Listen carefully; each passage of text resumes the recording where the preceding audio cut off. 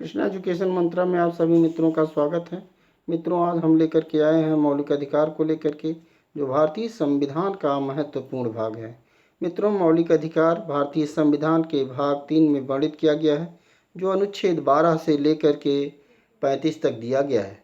मित्रों, 12 में राज्य की परिभाषा दी गई है और यह बताया गया है कि अनुच्छेद 12 में कौन कौन से संस्थाएं, कौन कौन से पदाधिकारी या कौन कौन से जो सरकार के अंग हैं जो राज्य के अंतर्गत होंगे, जिनसे संरक्षण के लिए अनुच्छेद 13 में वर्णन किया गया है कि मतलब राज्य ऐसी कोई विधि नहीं बनाएगा जो मौलिक अधिकारों को कम करती हो। मित्रों, आइए इस संदर्भ में सबसे पहले देखते हैं कि मौलिक अधिकार कितने हैं और किन किन अनुच्छेदों में हैं। पहला मौलिक अधिकार मित्रों समानता का अधिकार है, जो 14, अनुच्छेद 15, अनुच्छेद 16 और 17 तथा 18 में दिया गया है। दूसरा मौलिक अधिकार मित्रों स्वतंत्रता का अधिकार है, जो कि संविधान में के अनुच्छेद 19, 20, 21 में दिया गया है तथा 22 में दिया गया है। तीसरा मौलिक अधिकार है शोषण के विरुद्ध अधिकार, जो कि अनुच्छेद 23 और 24 में वर्णित है। चौथा मौलिक अधिकार है धार्मिक स्वतंत्रता का अधिकार, जो 25, 26, 27 और 28 में दिया गया है। पांचवा मौलिक अधिकार है संस्कृति तथा शिक्षा संबंधी अधिकार, जो अनुच्छेद 29, 30 में वर्णित है। सबसे महत्वपूर्ण अधिकार, जो अन्य दिए गए महत्वपूर्ण अधिकारों से भी महत्वपूर्ण है, वह संवैधानिक उपचारों का अधिकार, जो कि अनुच्छेद 32 में दिया गया है। तो मित्रों, आज मौलिक अधिकारों की इस कड़ी में आज हम दो महत्वपूर्ण अधिकार, समानता का अधिकार, दूसरा स्वतंत्रता का अधिकार, इन पर चर्चा करेंगे। तो आइए मित्रों देखते हैं कि समानता का अधिकार में कौन कौन से महत्वपूर्ण अधिकार शामिल हैं। मित्रों, अनुच्छेद 14 कहता है, अनुच्छेद 14 क्या कहता है? अनुच्छेद 14 कहता है कि विधि के समक्ष समानता, अर्थात सभी व्यक्ति कानून की नज़र में समान है। क्या है? समान है। विधि किसी के साथ कोई भेदभाव नहीं करेगी, चाहे वह भारतीय हो या विदेशी हो। मित्रों, विधि के समक्ष समानता का जो संवैधानिक प्रावधान है, यह ब्रिटिश संविधान इसका प्रेरक है। कानून का समान संरक्षण, यह अमेरिकी संविधान का महत्वपूर्ण भाग रहा है, जिसका स्रोत भारतीय अमेरिकी संविधान है। अनुच्छेद 15 कहता है कि राज्य धर्म, मूल वंश, जाति, लिंग या जन्म स्थान आदि के आधार पर नागरिकों के प्रति उनके जीवन के किसी भी क्षेत्र में कोई भेदभाव नहीं करेगा। मित्रों, अनुच्छेद 16 कहता है कि लोक नियोजन में सारे नागरिकों को, लोक नियोजन में नागरिकों को समान अवसर दिया जाएगा, यानी लोक नियोजन में समता का अधिकार।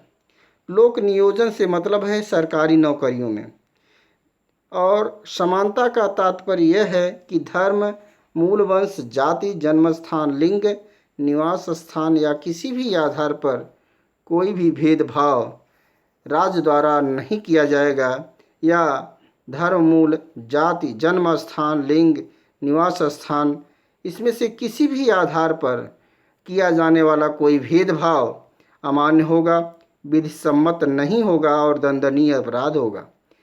अर्थात मित्रों, इस आधार पर सार्वजनिक लोक नियोजन में सभी व्यक्तियों को बिना किसी भेदभाव के समान अवसर दिए जाएंगे। अनुच्छेद 16 आगे कहता है कि इस अनुच्छेद की कोई बात संसद को ऐसी कोई विधि बनाने से नहीं रोकेगी जो राज्य के पिछड़े हुए नागरिकों के किसी भी भाग के लिए जिनका प्रतिनिधित्व राज्य के सेवाओं में राज्य की राय में उनका सार्वजनिक सेवाओं में उचित प्रतिनिधित्व नहीं है तो आरक्षण का प्रावधान कर सकती है। अनुच्छेद 16(3) कहता है कि संसद को कोई विधि बनाने से नहीं रोकेगी, यानी 16(4) राज्य के पिछड़े हुए नागरिकों के संदर्भ में जिनका प्रतिनिधित्व राज्य की राय में नहीं है या सार्वजनिक सेवाओं में नहीं है, नियुक्तियों और पदों में आरक्षण का प्रावधान कर सकती है। यानी आरक्षण का प्रावधान 16(4) में है। 16(3) में संसद को कानून बनाने की व्यवस्था दी गई है और अनुच्छेद 340 राष्ट्रपति पिछड़े वर्गों के अन्वेषण के लिए ओबीसी वर्गों की दशाओं की अन्वेषण के लिए एक आयोग की नियुक्ति का भी प्रावधान करता है। यानी 340 राष्ट्रपति को पिछड़े वर्गों के दशाओं की अन्वेषण के लिए आयोग के गठन की व्यवस्था सुनिश्चित करता है। मित्रों, अनुच्छेद 17 में भारत में फैली हुई जातिगत विसंगतियों को दूर करते हुए जातीय अस्पृश्यता को ध्यान में रखते हुए अनुच्छेद 17 को भारतीय संविधान में शामिल किया गया, जो बहुत ही महत्वपूर्ण है। इसमें कहता है कि अस्पृश्यता का संवैधानिक रूप से अंत किया जाता है। इसका किसी भी रूप में आचरण दंडनीय अपराध है। इस संबंध में कानून बनाने की जो शक्ति है संसद को दी गई है और संसद ने 1995 अस्पृश्यता अपराध अधिनियम पारित किया। 1976 में अस्पृश्यता अपराध अधिनियम नाम पर सिविल अधिकार संरक्षण अधिनियम 1976 पारित किया गया था। मित्रों, सिविल अधिकार संरक्षण अधिनियम 1976 के ही स्थान पर अस्पृश्यता अपराध अधिनियम लाया गया। मित्रों, समानता के सबसे महत्वपूर्ण अनुच्छेद 18 है, जिसमें कहा गया है कि उपाधियों का अंत। उपाधियों से तात्पर्य क्या है? उपाधियों से तात्पर्य यह है कि राज्य या सरकार शिक्षा और सेना से संबंधित उपाधियों को छोड़ करके कोई ऐसी उपाधि नहीं देगी। कोई अन्य प्रकार की उपाधि जैसे ब्रिटिश काल में दी जाती थी, जो दासता की प्रतीक थी या जो पुरस्कार स्वरूप मिलती थी, नहीं दी जाएगी। मित्रों, भारत के संविधान द्वारा सिर्फ 2 ही उपाधियों को दिए जाने की व्यवस्था या प्रावधान है, जिसमें शिक्षा और सेवा संबंधी उपाधियां शामिल हैं। मित्रों, उपाधियों के संदर्भ में एक चीज़ यह है कि राज्य का कोई नागरिक किसी विदेशी राज्य से राष्ट्रपति की बगैर अनुमति के कोई उपाधि धारित नहीं कर सकता। यदि कोई विदेशी नागरिक जो भारत में सेवा दे रहा हो या किसी महत्वपूर्ण पद पर कार्य कर रहा हो, तो ऐसा व्यक्ति भी राष्ट्रपति की अनुमति के बगैर किसी अन्य विदेशी राज्य से कोई से उपाधि ग्रहण नहीं कर सकता। मित्रों, अनुच्छेद 18 ब्रिटिश काल में दी जाने वाली जो उपाधियां थीं, उसे विपरीत प्रावधान किया। कहा कि भारत में इस प्रकार की कोई राय बहादुर या बादशाह या राजा या इस तरह की जो उपाधियां थीं, वो दासता की प्रतीक थीं और भारत सरकार इस प्रकार की उपाधियों का अंत करता है। भारत सरकार सिर्फ 2 ही उपाधियों को मान्यता देता है। पहला शिक्षा से संबंधित, दूसरा सेवा से संबंधित। दूसरा महत्वपूर्ण अधिकार है स्वतंत्रता का अधिकार। स्वतंत्रता का अधिकार है जो अनुच्छेद 19, 20, 21 और 22 में दिया गया है।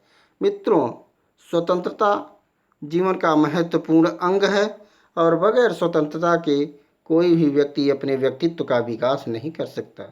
मैजनी कहता है कि स्वतंत्रता के अभाव में कोई भी व्यक्ति अपने कर्तव्यों का पालन नहीं कर सकता। लास्की कहता है, अधिकारों के बिना स्वतंत्रता शब्द मात्र है। कहता है, अधिकारों के बगैर स्वतंत्रता संभव ही नहीं है।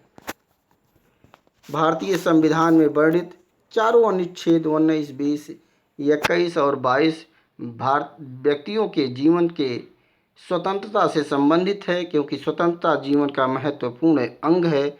बगैर इसके कोई भी व्यक्ति अपना पूर्ण विकास कर ही नहीं सकता। आइए देखते हैं कि अनुच्छेद 19 क्या कहता है। अनुच्छेद 19 कहता है कि नागरिक शब्द प्रयोग करने से स्पष्ट कर दिया गया है कि केवल भारतीय नागरिकों को प्राप्त है या विदेशी नागरिकों को नहीं। ठीक है, कहने का तात्पर्य यह है कि अनुच्छेद 19 में जो स्वतंत्रताएं दी गई हैं भारतीय नागरिकों को प्राप्त हैं। अनुच्छेद 19 में पहला 19(1) है विचार अभिव्यक्ति की स्वतंत्रताएं। मित्रों, अनुच्छेद 19 में 6 प्रकार की स्वतंत्रताएं हैं। पहला 19(1) है विचार अभिव्यक्ति की स्वतंत्रता है, यानी किसी भी व्यक्ति को उसके विचारों को अभिव्यक्त करने की पूर्ण आज़ादी होगी। उस पर किसी भी प्रकार का राज्य द्वारा प्रतिबंध नहीं लगाया जा सकता। विचार अभिव्यक्ति की स्वतंत्रता। दूसरा है शांतिपूर्ण निरायुध सम्मेलन 19(1). दूसरा है 19(2) ख शांतिपूर्ण निरायुध माने शांतिपूर्ण तरीके से बिना किसी हथियार के आप सम्मेलन कर सकते हैं। और अगला है 19(1) ग, जिसमें संघ या संगठन बनाने की स्वतंत्रता होगी।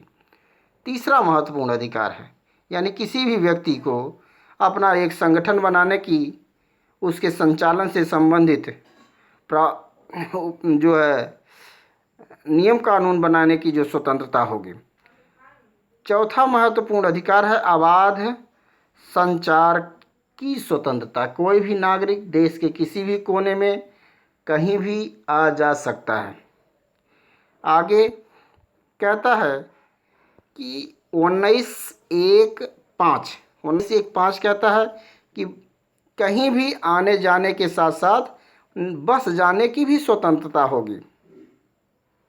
छठवां महत्वपूर्ण अधिकार है स्वतंत्रता के अंतर्गत 19(1) घ कृषि, व्यापार, व्यवसाय या आजीविका के साधन को अपनाने की स्वतंत्रता होगी।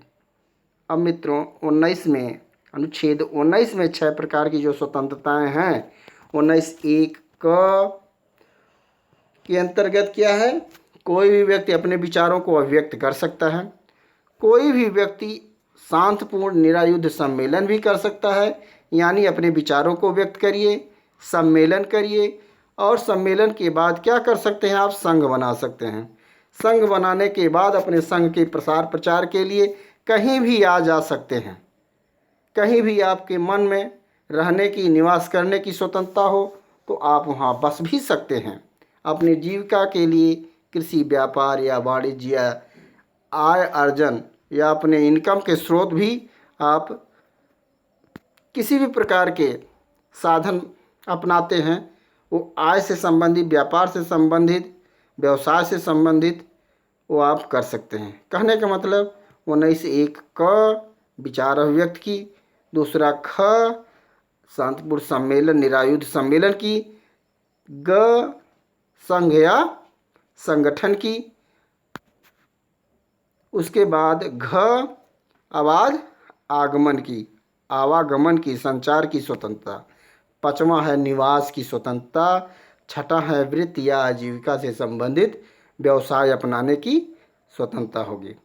मित्रों, इसके आगे देखते हैं 44वें संविधान संशोधन 1978 द्वारा अनुच्छेद 19(1) को हटा दिया गया।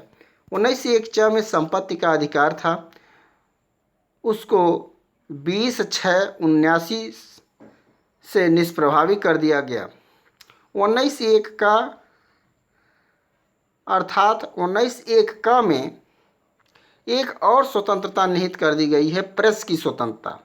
19(1) में एक और स्वतंत्रता निहित कर दी गई है, जो भारतीय तिरंगे को फहराने की या लहराने की स्वतंत्रता। 2004 में सुप्रीम कोर्ट द्वारा भारत संघ बनाम नवीन जिंदल केस में भी सुप्रीम कोर्ट ने सुनाया और तिरंगे को लहराने की आज़ादी दी कि प्रत्येक कोई भी व्यक्ति जो तिरंगे को लहराना चाहता है, फहराना चाहता है, सम्मान व्यक्त करना चाहता है तो कर सकता है। 19(2) अब 19(1) में दी गई स्वतंत्रताओं के विपरीत 19(2) दिया गया है, जिसमें कहता है कि लोक व्यवस्था, सदाचार, वैदेशिक संबंधों के आधार पर 19(1) में दी गई स्वतंत्रताओं को प्रतिबंधित भी किया जा सकता है। यानी लोक व्यवस्था के आधार पर, सदाचार के आधार पर और साथ ही अंतर्राष्ट्रीय संबंधों के आधार पर इन सारी चीज़ों को जो उपरोक्त दी गई हैं उस पर प्रतिबंधित कर सकता है। अनुच्छेद 20 कहता है कि अपराधों के दोष सिद्धि के संबंध में संरक्षण। अभियुक्त को संवैधानिक संरक्षण प्राप्त है कि कोई व्यक्ति जो अपराध किया है उसके संबंध में जो संवैधानिक संरक्षण दिया गया है। आप देखें कि 19(1) के बाद अब जो 20 आ रहा है ये अपराधों के संबंध में संरक्षण है। 20 कहता है कि अभियुक्त को अपराध करते समय, कोई भी व्यक्ति जो अपराध किया है, अपराध करने के समय जो विधि कार्यरत थी उसी के अनुसार ही उसे दंडित किया जाएगा। अभियुक्त को अपराध करते समय प्रवृत्त कार्यशील विधि के अनुसार ही दंडित किया जाएगा उसे अपराध, और उस अपराध के लिए जो दंड निर्धारित होगा। 20(2) कहता है कि कोई भी व्यक्ति जिसने एक अपराध किया है तो उसे एक ही बार दंड दिया जाएगा, यानी एक अपराध के लिए एक दंड का प्रावधान। किसी व्यक्ति को जो अभियुक्त है उसे अपने विरुद्ध गवाही या साक्ष्य देने के लिए बाध्य नहीं किया जाएगा। मित्रों, फिर से आप देखें कि अनुच्छेद 20 कहता है, अनुच्छेद 20 अपराधी या अपराधों के दोष सिद्धि के संबंध में संरक्षण है। पहला संरक्षण है कि किसी भी अपराधी को अपराध करते समय, जिस समय उसने अपराध किया उस दौरान उस अपराध के लिए जो विधि कार्यशील थी उसी के अनुसार उसे दंडित किया जाएगा। दूसरा, उसे एक अपराध के लिए एक ही बार दंडित किया जाएगा, एक से अधिक बार नहीं। तीसरा, किसी भी व्यक्ति को जो अभियुक्त है उसे अपने विरुद्ध गवाही के लिए बाध्य नहीं किया जाएगा। चौथा, आप देखें कि कोई भी व्यक्ति जो अपराध किया है उसे अपनी बात को रखने के लिए एक विधि व्यवसाय, अपने इच्छा अनुसार एक विधि व्यवसाय की प्रावधान या विधि व्यवसायी या अधिवक्ता को रखने का, चुनने का संवैधानिक अधिकार होगा। अनुच्छेद 21 क्या कहता है? प्राण और दैहिक स्वतंत्रता। मित्रों, अनुच्छेद 21 यह ऐसा अनुच्छेद है जो सुप्रीम कोर्ट द्वारा समय समय पर इसका विस्तार दिया गया है। यह संविधान का अत्यंत ही महत्वपूर्ण भाग है। मित्रों, प्राण और दैहिक स्वतंत्रता से तात्पर्य किसी भी व्यक्ति को उसके प्राण यानी जीवन या उसकी शारीरिक या दैहिक स्वतंत्रता से वंचित नहीं किया जाएगा जब तक कि इसके लिए कोई विधि न हो। कहता है कि विधि के द्वारा स्थापित प्रक्रिया के अतिरिक्त, कहता है कि विधि द्वारा स्थापित प्रक्रिया के अतिरिक्त किसी भी व्यक्ति को उसके प्राण और दैहिक स्वतंत्रता से जो वंचित नहीं किया जाएगा। मित्रों, यह नागरिकों को, गैर नागरिकों या विदेशियों सबको प्राप्त है। अनुच्छेद 21 को 3 बार निलंबित किया गया। 1962 में जब भारत और चीन के साथ युद्ध हुआ, 1971 में जब भारत पाक में युद्ध हुआ। ठीक है, पहला कब निलंबित हुआ? 1962 में भारत चीन युद्ध के समय, तीसरा भारत पाक युद्ध के समय, चौथा आंतरिक सुरक्षा के नाम पर 1975 में निलंबित किया गया। अनुच्छेद 362 के अनुसार राष्ट्रीय आपातकाल के कारण ये जो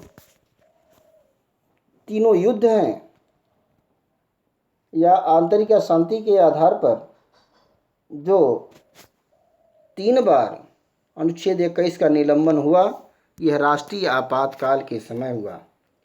सुप्रीम कोर्ट द्वारा अपने निर्णयों में अनुच्छेद 21 का व्यापक रूप से विस्तार कर दिया।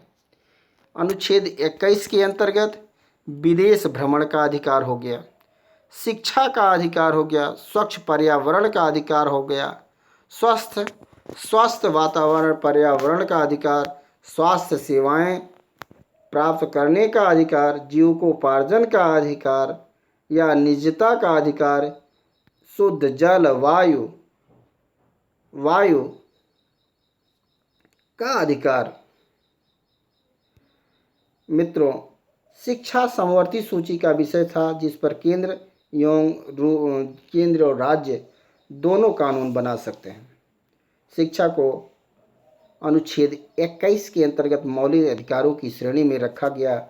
यह 86वें संविधान संशोधन 2002 के तहत, जिसमें 6 वर्ष से 14 वर्ष तक के बच्चों के लिए निःशुल्क और अनिवार्य शिक्षा का उपबंध किया गया। अनिवार्य और निःशुल्क शिक्षा का प्रावधान अनुच्छेद 21 के तहत मूल अधिकार की श्रेणी में आ गया। मित्रों, इस प्रकार से अनुच्छेद 21 प्राणी और दैहिक स्वतंत्रता का अधिकार महत्वपूर्ण अधिकार है जो समय समय पर सुप्रीम कोर्ट द्वारा इसकी व्याख्या की जाती रही है। आगे देखते हैं मित्रों कि शिक्षा के अधिकार जो मौलिक अधिकार है 86वें संविधान संशोधन द्वारा भारतीय संविधान के अनुच्छेद 21 में समाविष्ट किया गया। शिक्षा के अधिकार को नीति निर्देशक तत्वों में अनुच्छेद 45 में भी दिया गया है और अनुच्छेद 51 क के अंतर्गत 11वां मूल कर्तव्य भी बताया गया है। शिक्षा भारतीय संविधान में वर्णित किया जाने वाला महत्वपूर्ण भाग है। मित्रों, इस तरीके से अब आगे देखते हैं अनुच्छेद 22 क्या कहता है। अनुच्छेद 22 कहता है कि कुछ दशाओं में अपराधी या कुछ दशाओं में गिरफ्तारी या निरोध से संरक्षण। किसी भी व्यक्ति को किसी अपराध के लिए या अपराध करने से पहले गिरफ्तार किया जाता है तो उसके संबंध में संरक्षण प्रदान किया गया है। अनुच्छेद 22 कहता है बंदीकरण एवं निरोध के विरुद्ध संवैधानिक संरक्षण। इसमें 2 प्रकार की गिरफ्तारियां होती हैं। सामान्य विधि के अधीन होती हैं, दूसरा निवारक निरोध के अधीन होती हैं। सामान्य विधि के अधीन 22(1) और 22(2) के अंतर्गत होती हैं तथा निवारक निरोध के अधीन 22(3), 22(4), 22(5), 22(6) और 7 के अंतर्गत होती हैं। मित्रों, 22(1) और 22(2) के तहत गिरफ्तार व्यक्ति को गिरफ्तारी के कारण को जानने का अधिकार होगा। यानी अनुच्छेद 22 क्या करता है? बंदीकरण या निरोध के विरुद्ध जो संवैधानिक संरक्षण है जिसके अंतर्गत 22(1) और 22(2) कहता है कि कोई भी व्यक्ति जिसे गिरफ्तार किया गया है उसे अपने गिरफ्तारी के कारण को जानने का अधिकार है। 22(2) कहता है कि अपनी विधि अपनी रुचि की, मतलब गिरफ्तार व्यक्ति, पहला तो यह है 22(1) में कि गिरफ्तारी का कारण जाने।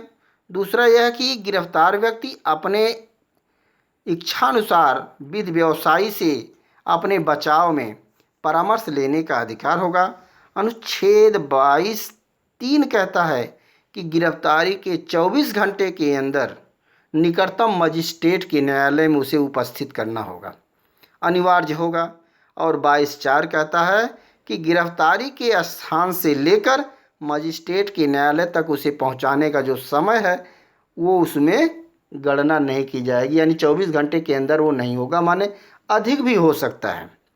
कहने का मतलब गिरफ्तार व्यक्ति के जो स्थान है जहाँ से उसे गिरफ्तार किया गया है, मजिस्ट्रेट के न्यायालय तक जाने में जो समय लगता है उसको छोड़ करके 22 के खंड 3 से 7 तक निवारक निरोध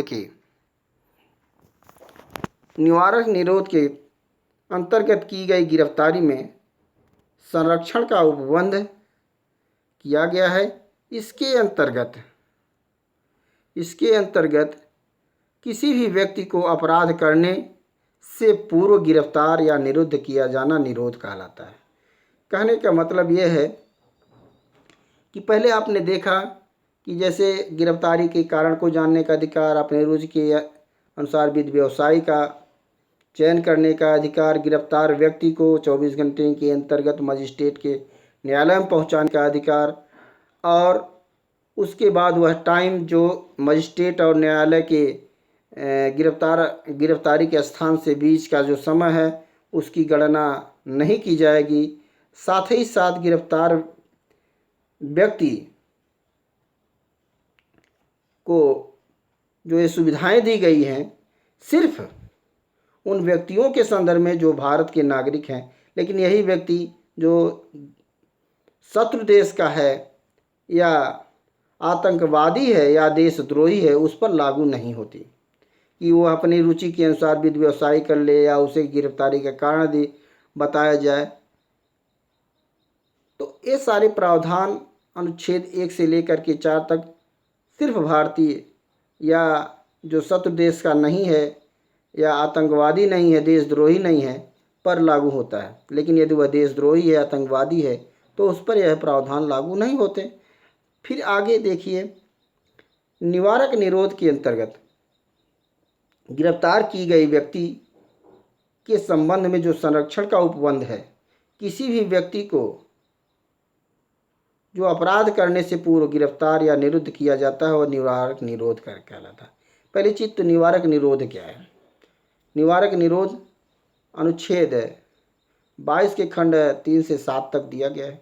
निवारक निरोध के अंतर्गत गिरफ्तार व्यक्ति के संबंध में संरक्षण का उपबंध यह है कि अपराध करने से पहले ही किसी व्यक्ति को अपराध करने से रोकना या रोकने के लिए निरुद्ध करना ही निवारक निरोध है।